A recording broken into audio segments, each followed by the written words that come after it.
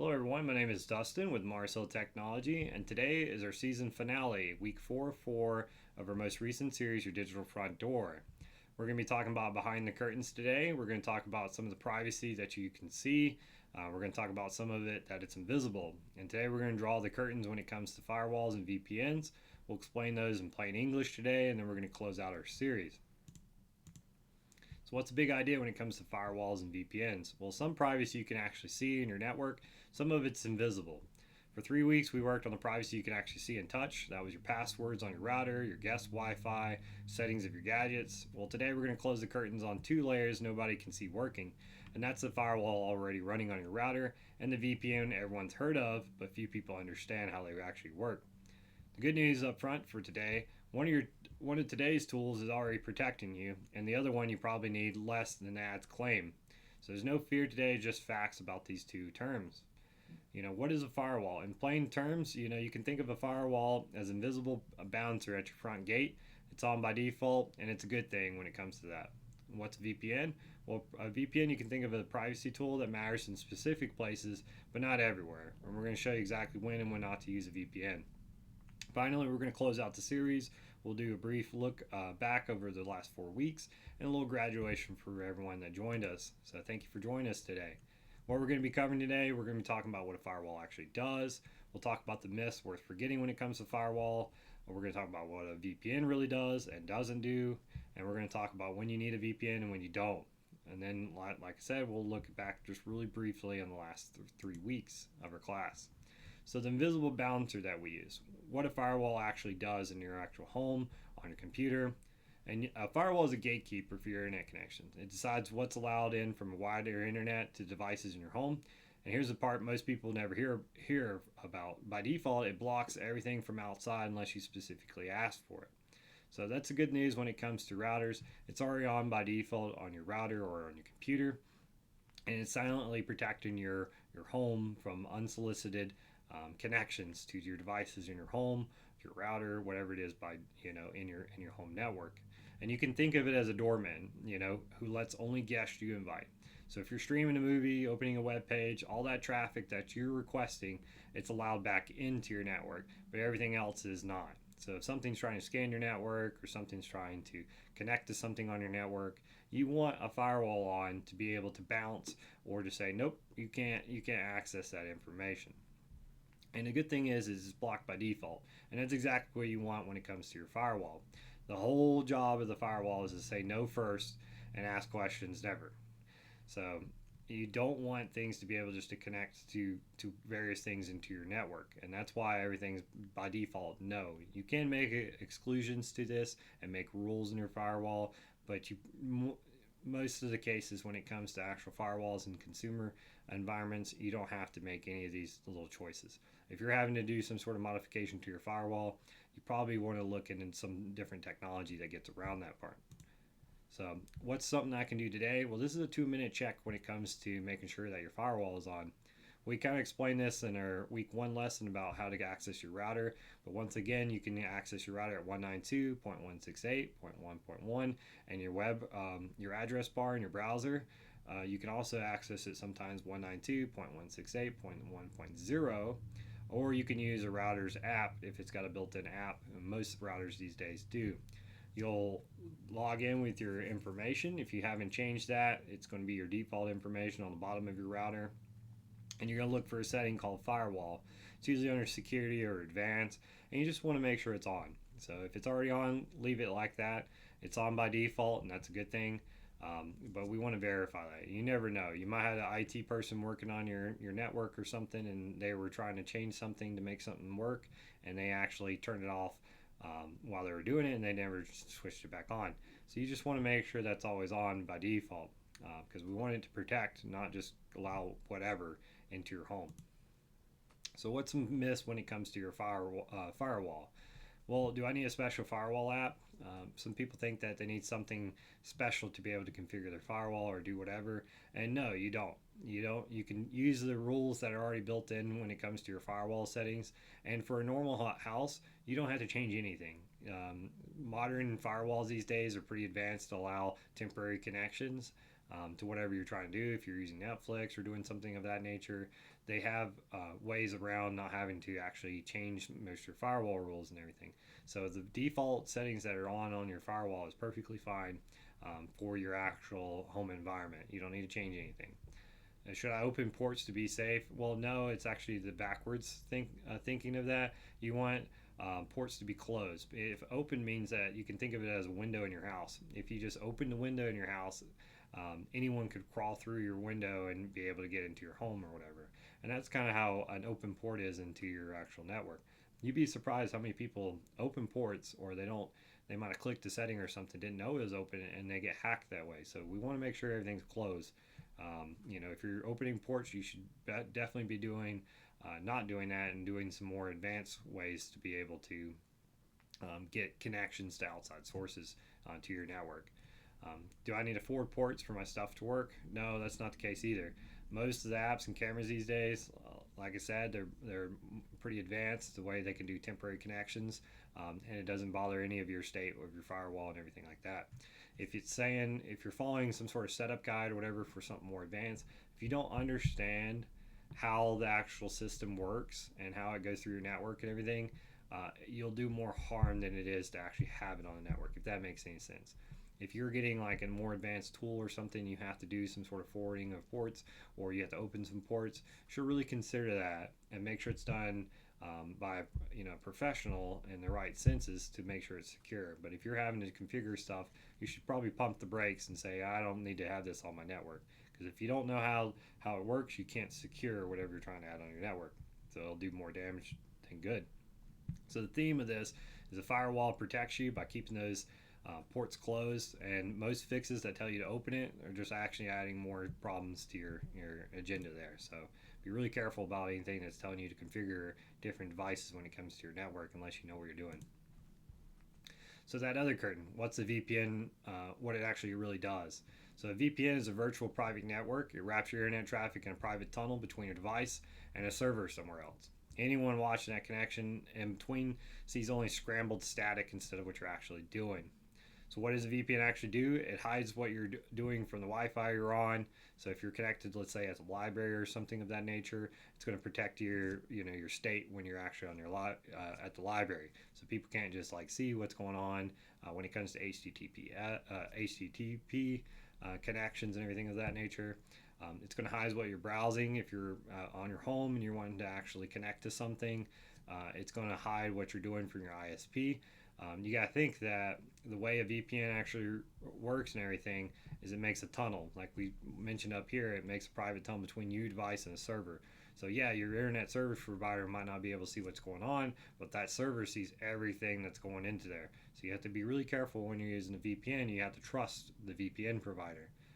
Be really careful when it comes to those two things, because you can see what's going on and that server would see what's going on. So you need to make sure that server you're connecting to with your VPN is a safe, secure thing. It makes you look like you're in a different location. Yes, it does.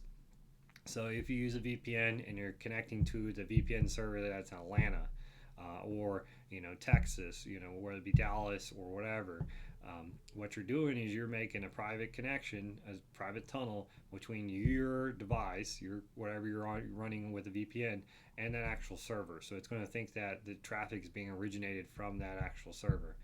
So it's really good for maybe some privacy reasons, or maybe you're trying to get content that's in a different country and it's blocked by some sort of geo location where you have to have an IP originating from that country.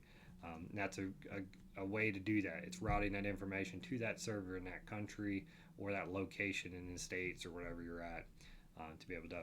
What it doesn't do, this is a big thing that a lot of people think that VPNs do, and this is what it does not do for you. It doesn't make you, magically disappear. You're going to be, you're still going to have fingerprinting and things of that nature when it comes to privacy and exploring on the internet. It doesn't stop those hackers from reaching your accounts. A lot of people think that I'm running a VPN, I'm invincible now. The hacker can't do whatever they're going to do. That's not the case. The only thing it's doing is it's providing a secure connection between two parties, two locations. From a device to a server of some other place. So you got to be really careful about how it does that. It also doesn't replace those strong passwords we talked about in previous lessons and multi-factor authentication, or two forms of authentication.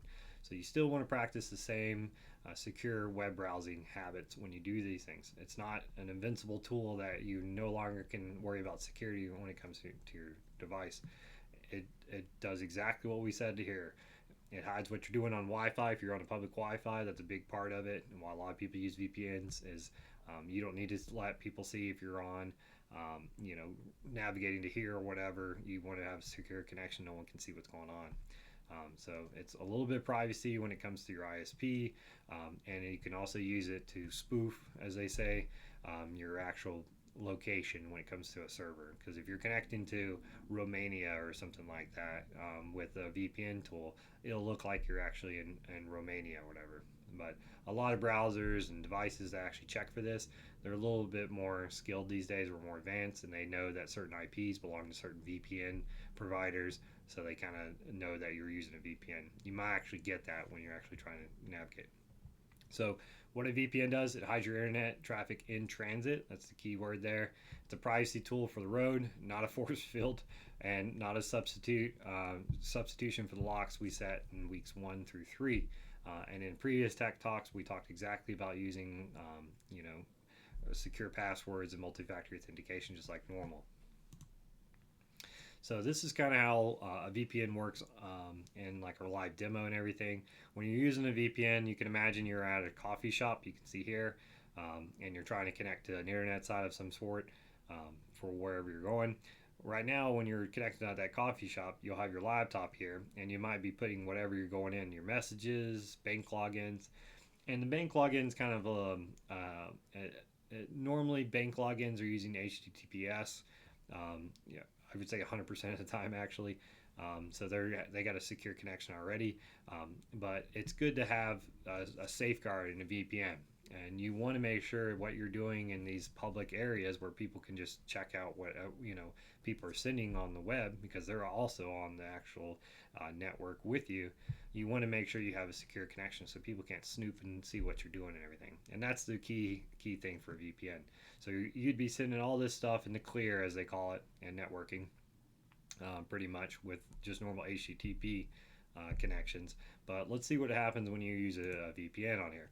As you can see here, you were seeing all the devices and all the information that was going on, but now everything's encrypted and it's being used in a secure connection. So now people can't snoop on what's going on, and you're a little bit less likely to get some of those issues when it comes to your privacy for what you're doing on your connection.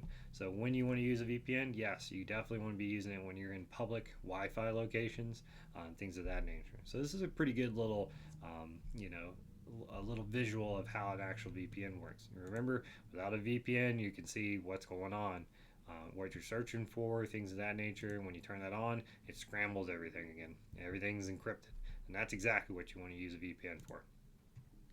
So this is the honest answer when it comes to VPNs. When you should and when you don't need to actually use a VPN. When you should be using a VPN is when you're using those public Wi-Fi locations. That's a coffee shop, the hotels, airport Wi-Fis. When you're traveling, especially abroad, you definitely want to make sure that you're using those VPNs.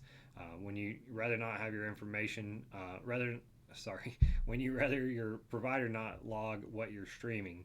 So if you're using something, let's say, for example, your internet service provider, you're wanting to view something that, that has some privacy or whatever, you can use a VPN to be able to encrypt that data. And what they see is just encrypted data going between two sources versus what you're actually looking at.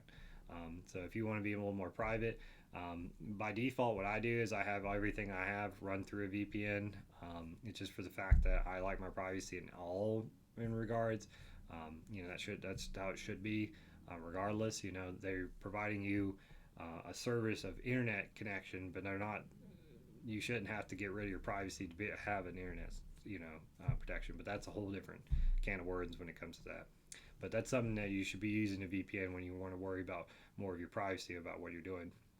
If you have a specific privacy or concern or threat, that's another big this big part of it. So if you're worried that it's an unsecure connection and someone can connect your, see what's going on, and maybe try to get in between you and the router of some sort or whatever it might be, you want to use a VPN. So it's a safer move to use a VPN versus trying to just blindly trust, some random open Wi-Fi connection when it comes to coffee shops, hotels, or airport Wi-Fi. So that's when you want to turn it on. This is when you're fine without it on. So if you're at home, hopefully your network's secure.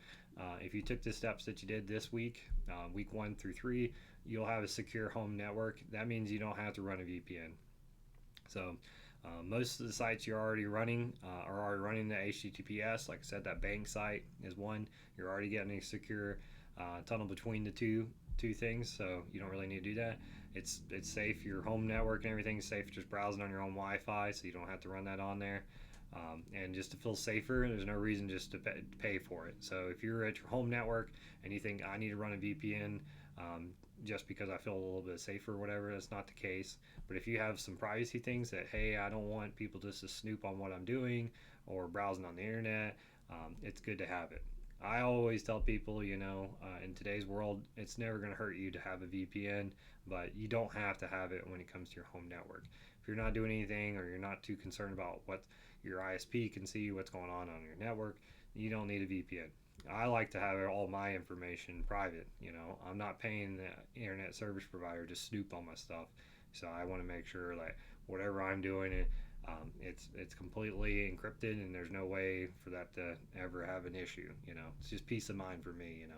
At home, a VPN is a belt and suspenders, so it's nice if you have it. It's not essential.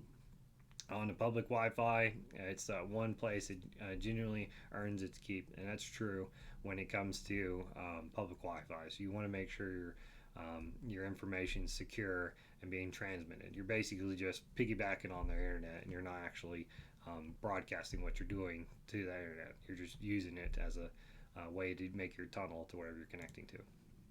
So here's a rule when it comes to VPNs.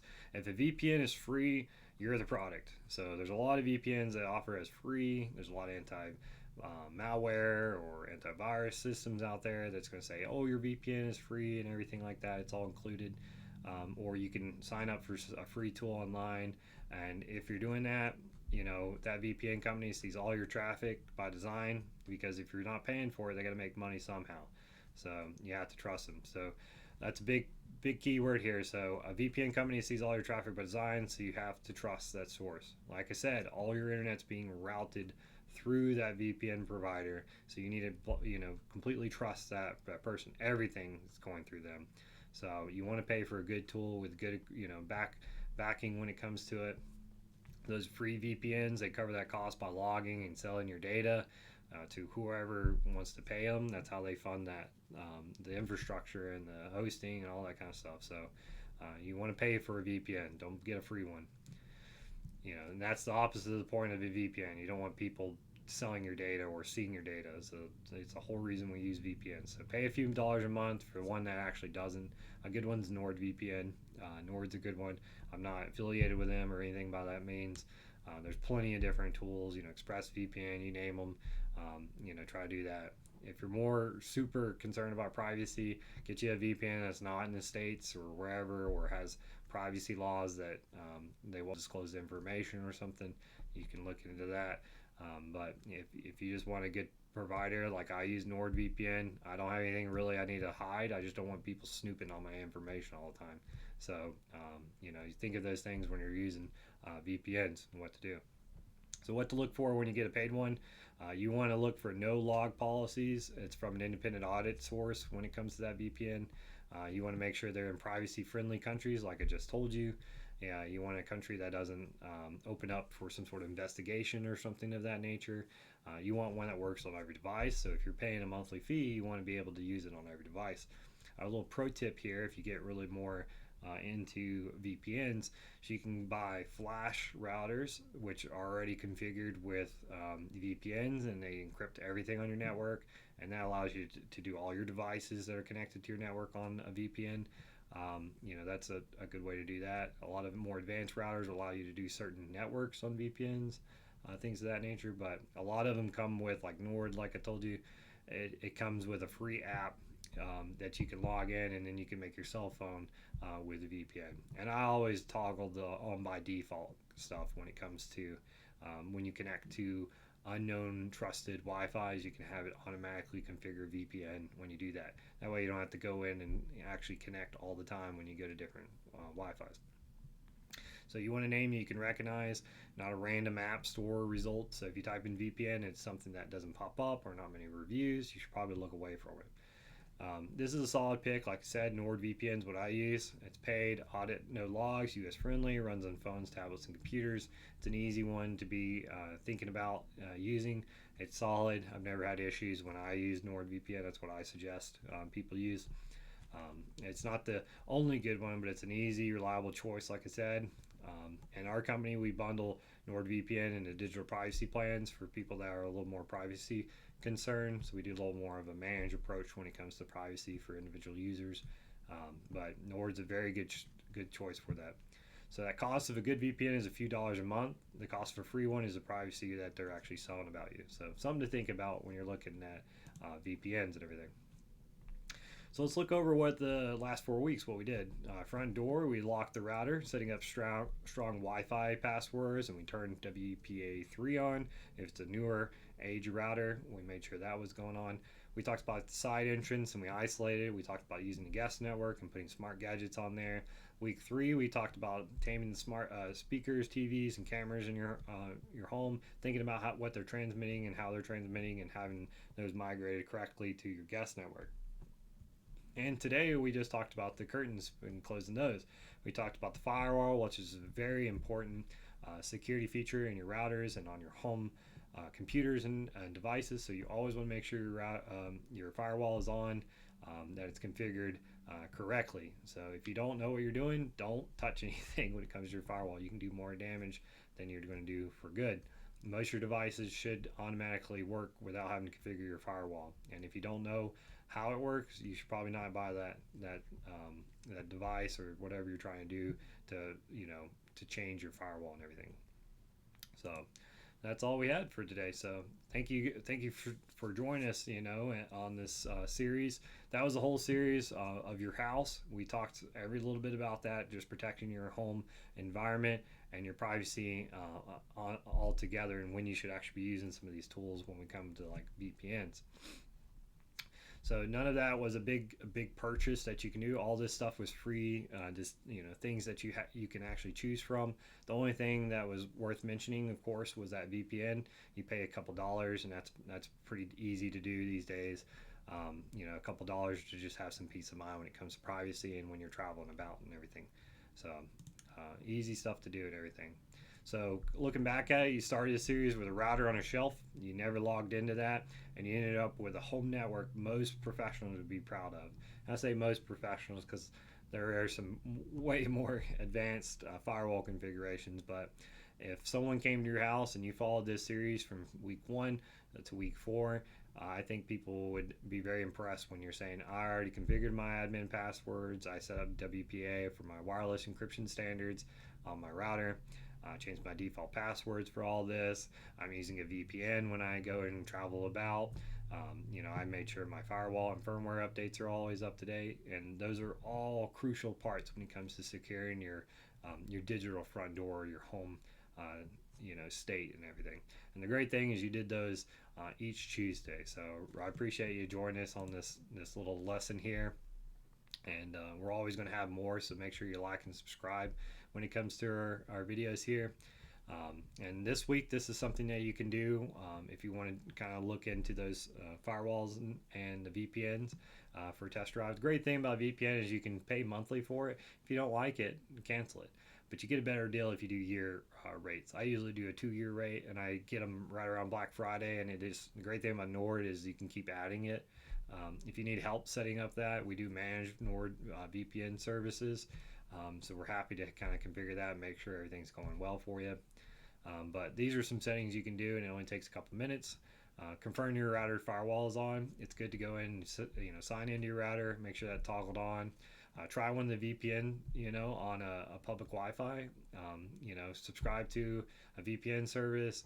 walk through the guide, start using it, and then try to check, try to use it. Go to a public Wi-Fi with your VPN running and connect to a site of some sort. A great way to test it is just type it in on Google.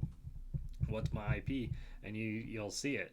Normally it might be in a location that's close to you and an area that you're actually at when it comes to a coffee shop.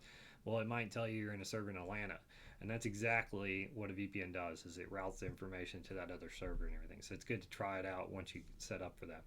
And then if you have any other like little tasks to do from week 1 to 3, you can always go back and do that for this week, because we're finalizing it and we're going to be moving on and everything like that. So if you need to go back and check anything, we got it on our website, marshilltechnology.com/tech talk, and you can see all of our information. If you want to teach this to someone, we have all that information online on our little folder there, so you can download these. These are HTML slideshows, so you can teach them just like I do, or show them to someone, or send this link to someone that they might want to know more about firewalls or VPNs. So if you ever need any help, of course, like I said, we offer a lot of help for people looking for more privacy. If you need help like actually setting up your browser, securing a good DNS for your router, and using VPNs, we bundle all those together and give you a good privacy bundle that's managed, and we make sure that everything's working correctly on your computer and set that up for you. So if it's a little daunting to do some of these tasks, we're happy to help for that. If you need help with a Wi-Fi router, we do that the same thing as well. We usually recommend Unify ecosystem when it comes to routers, and we do a little bit more advanced setups for our customers just to make sure they're protected at home and everything. So that's a good thing for it. Like I said, I got you a little present. So you graduated. Thanks for joining our class here. This is a great thing. You can always screenshot this and share it if you want to and everything. But you graduated from our class talking about securing your network at home for your digital front door. So stay tuned. Like this video if you want, and subscribe to our channel, because we're going to be talking about a smartphone and some things to think about when it comes to your smartphones these days. And that's good information for anyone. So thanks for joining us, and have a great rest of your day.